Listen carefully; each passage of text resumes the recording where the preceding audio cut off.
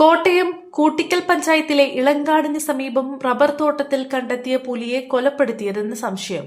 കഴുത്തിലേറ്റ ആഴത്തിലുള്ള മുറിവാണ് മരണകാരണമെന്ന് പോസ്റ്റ്മോർട്ടം റിപ്പോർട്ടിൽ പറയുന്നുണ്ട്. മുറിവിൽ നിന്ന് ഇരുമ്പ് കമ്പിയും കണ്ടെത്തി.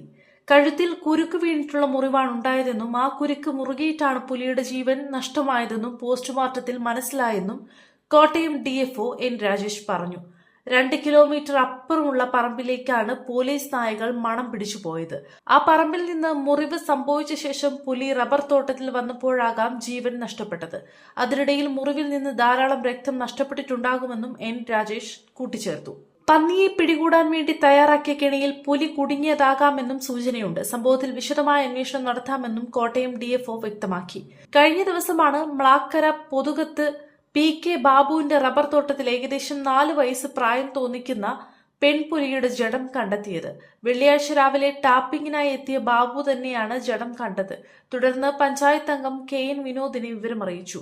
തുടർന്ന് വനപാലകരുടെ ശ്രദ്ധയിൽപ്പെടുത്തി. പുലിയുടെ ജഡത്തിന് 2 ദിവസത്തെ പഴക്കമുണ്ടായിരുന്നു. വാഗമൺ മലനിരകൾക്ക് താഴ്വരയിലുള്ള സ്ഥലമാണ് മ്ലാക്കര. തൊട്ടടുത്ത് വനമില്ലാത്തതിനാൽ പുലി എവിടെ നിന്നാണ് എത്തിയതെന്ന് സ്ഥിരീകരിക്കാനായിട്ടില്ല. വാഗമണിന് സമീപം കിഴുകാനം പ്രദേശത്താണ് വനമുള്ളത്.